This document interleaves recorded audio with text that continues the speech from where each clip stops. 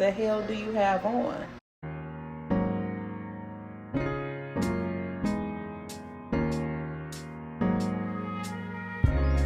Ladies and gentlemen, welcome to the Dry Down. I hope all is well today. Welcome to a Sunday service.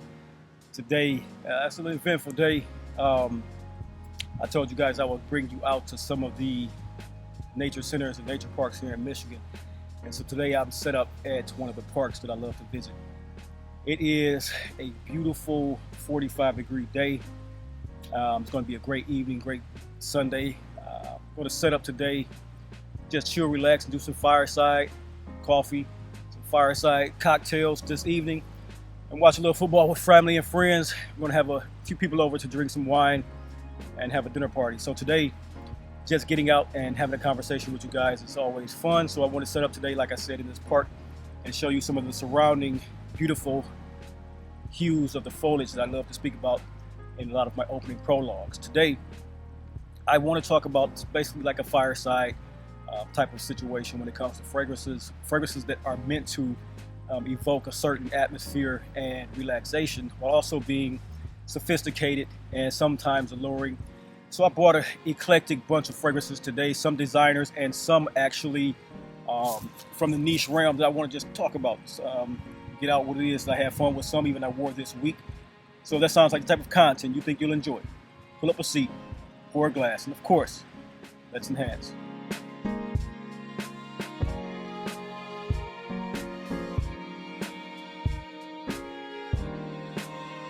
Ladies and gentlemen, welcome back. So today, what we're going to do, we're going to talk about a eclectic bunch of fragrances.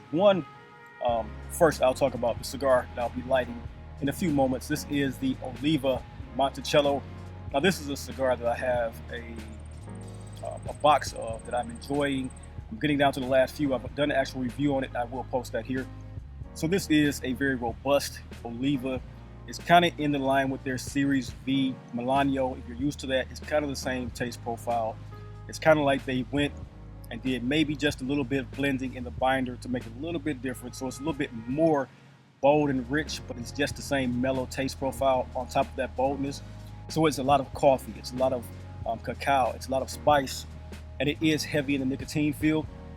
But if you're used to that type of profile, like loving of Padrones and loving of the Oliva Series V Melanio, you're going to love what this one actually tastes like. This is the Robusto size, and it's been one, like I said, I've smoked quite a few of, but I'll leave the link to the video review of that up top. Drinking, of course, again, I'm drinking coffee. I didn't bring any wine or any spirits out here to the park. Just going to sip on a cup of coffee and talk to you guys about a few fragrances. I am sitting on the lawn of one of the amphitheaters out here. It's a nature amphitheater. Hopefully I'm getting a good sound resonant from this one. And let's talk about it. So what I got here today, I actually got 5 fragrances for you. One I found a gem in the back of my closet. I was cleaning out my closet and I found a gem of a fragrance that I think you guys should get your nose on. This is a very inexpensive fragrance from the brand of Dunhill. This is Dunhill Sexy. This is Desire, not Sexy. Dunhill Desire. This is the red version of Dunhill's fragrance, and this one is one of those fragrances, believe it or not, it is to me one of the best one-to-ones of a fragrance in the actual Bond No. 9 collection. This is, to me, I think it's, if I remember, because I had that fragrance, it's been years since I had it, but I think it is exactly a one-to-one of Lafayette Street. This is a fragrance that I purchased on a whim about 12 years ago when it first came out, and had no idea what the Bond No. 9 smelled like. I don't even know if the Bond No. 9 was produced yet. Smelled this, got this in my collection, and eventually smelled from the hype what the Bond No. 9 was, and I knew that I smelled that actual formula before in another format, and it is exactly this beautiful fragrance. And so I wore this a couple times to the gym this week. Once again, this is Desire from the brand of Dunhill. Get your nose on that. It's probably a $25 to $35 fragrance. And when I say, I don't really do the hyperbole when it comes to dupes and things like that of how they smell one-to-one.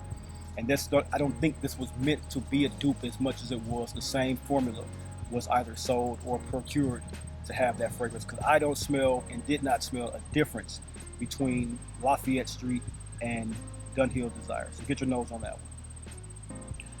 Next, what I got for you guys, like I said, this is just a really eclectic blend of fragrances that I picked up coming out here to be a part of the fall essence. And a couple of these, including this one, is one that I wore this week. This is Fahrenheit Parfum by Dior. And this one is one of those fragrances that is just, it's a powerful, sexy profile that is meant to be evocative of petroleum. But it also has, in this Parfum version, one of the very best Dior vanillas that you will ever smell. Dior does not do a lot of the very best vanilla fragrances, in my opinion. They've released a couple that I enjoy, but they don't do the very best in vanilla. But whatever they use in this one, this bourbon vanilla, it is a concoction and composition to be desired. It has a lot of the elevated notes that you will come to know in what it is to have Fahrenheit, like the violet, which is the petrolic smell, a lot of earthy nuances. But at the end of the day, this is a very spicy, sweet version of the original Fahrenheit with that vanilla. And it is evocative of a very sex-appealing, accessible and unique fragrance as well. And that's why I enjoy wearing this one. Like I said, I wore this one on the evening out, and I wore it to work one day. So it was kind of like I wore it the evening out, and I liked it so much I got to put it on to go and do my business the next day. And it's one of those great Dior formulas that I think all you guys should have in your collection. If you're a Dior fan or even a Fahrenheit fan, this is one of the best of that collection, in my honest opinion. So that's one of the fragrances I wanted to bring out and talk to you in this fireside chat, just to get it out and let you know that it is in its perfect hue against the backdrop, I'm sure. Next up, what I have from... I bought a fragrance out this week from the brand of Serge Lutens. I had talked about Serge Lutens Amber Sultan earlier this week, and I felt like exploring a brand that I have in my actual wardrobe. And Chergui is one of those fragrances that is phenomenal wearing as well. This is one of the ones I talked about when I talk about loving what it is to have a hay note. Tobacco, sweet, rich, spicy, very oriental in the way it's structured. The composition is a phenomenal composition. It just wears well on skin. It comes off as a very sweet, spicy, kind of earthy green phenolic smell when you open it up, kind of camphorous. But once it dries down, that hay becomes one of the most beautiful hay notes, because it takes, it's kind of like wearing a damp hay when you first open. Like, if you ever been to a park like this before and you walk amongst the damp leaves and the crisp autumn air is against you, you smell what it is to have this fragrance with that hay note, some of the spices, woody notes, very beautiful woody notes are inside this composition. But like I said, all in all, once the hay dries down, I'll give you that. If someone does not like this fragrance, I can see why, because the opening hay note can be off-putting from one of the more well-structured perfumes I've ever smelled. So give this one like a 15-minute chance to dry down on skin, and that hay note can very much so draw back, take apart some of that phenolic smell that you're smelling, because it can be kind of heady as well, and it becomes one of the beautiful fragrances that you have in your collection at about the 15-minute mark and beyond. So if you're willing to take this fragrance on and not worry about the opening so much, this is a very sensual fragrance that has that allure factor for anyone going into the fall season who wants that for themselves and put on their skin. It's a beautiful fragrance, man. Next up, let's see what we got here. We're not running against any deadlines, but I would like to keep a time because I would like to keep out the sun for me. Next up, what I got here is another fragrance that I wore this week, and this is Roja Parfums Danger. And this is the Eau de Parfum version. The Eau de Parfum version is just a very spectacularly done, masculine, fougere-esque style fragrance with lots and lots of spices, lots and lots of charisma. It's another one of those fragrances that just appeals to me in a way that no other fragrance does when it comes to the richness and the profile of a masculine leading fragrance. To me, this is one of the best home runs from Roja for men. It's sweet, it's very masculine, it's classic, classy, while still being a modern take on a fragrance that you want in your collection. It can feel a little bit stuffy. It can feel like you're one of those guys who, I'll give you a picturesque feeling of how I feel about this one. This one is the man who wears a silk robe, or dinner jacket and sits and smokes his pipe while drinking a snifter full of cognac.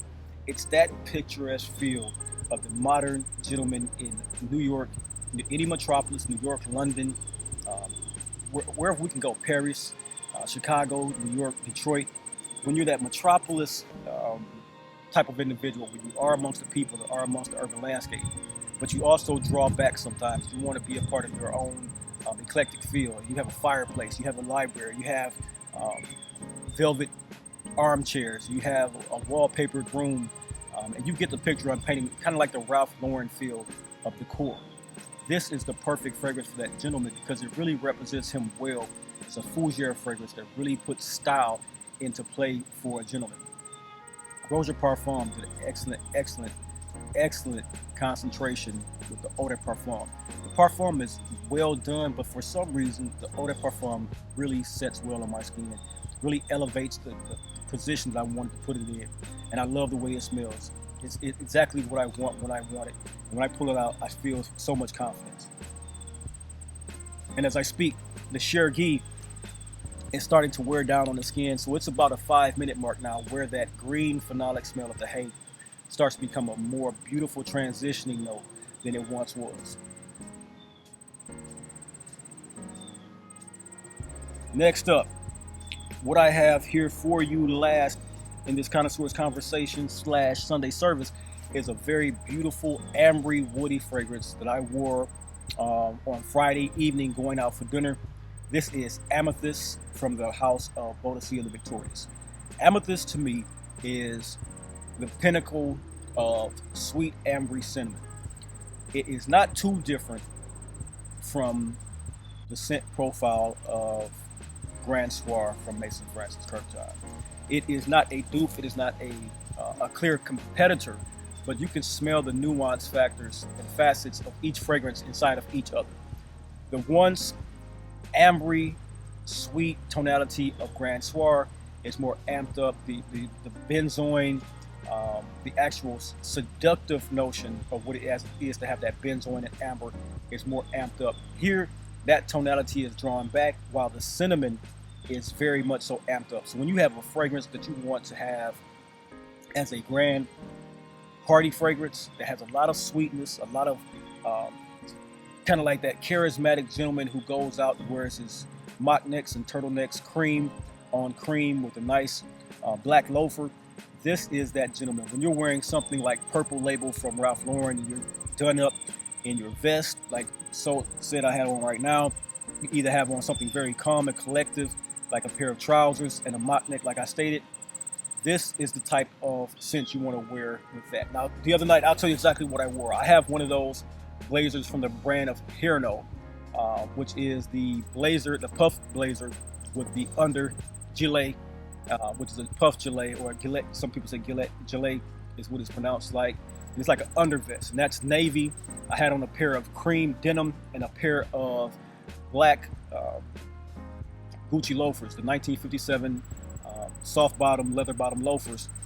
And it felt so right with this particular scent profile because the blue off the cream set a factor in of casual, nostalgic casual, and that fragrance, which is amethyst, really bloomed around the atmosphere that we were in. It was a great time having dinner at the restaurant, great time drinking new wines, tasting new wines, and it was just a function of the affair that this fit so right in. So it was sweet, it was date night approved, date night ready, and it came very much so ready for the moment. And it set the mood as well. It was one that was very, very well done. And I'll tell you exactly what else set the mood right. And I'm going to do a video on this. You guys look forward to that video this week because the idea actually did come from the same type of scenario.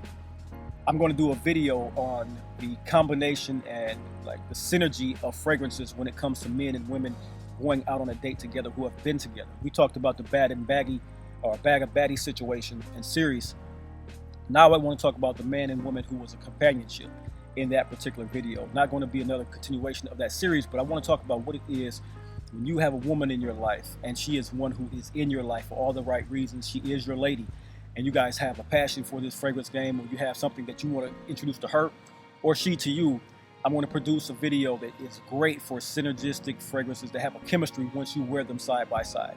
And I say that because on the day of wearing this fragrance, my mate wore Philosophia, and it was a wonderful, wonderful scent to smell of the air between the two, having some of the aromatic spices together, but still having that kind of melding of synergy when it came to the offsetting notes. So say like the Philosophia has a lot of oud, coffee, and cacao. This one has the cinnamon and the kind of ambery takes and tones of a fragrance. And so very much so went off spectacularly. So that's going to be one of the talks that I have this coming week for you guys in the Connoisseurs Conversations.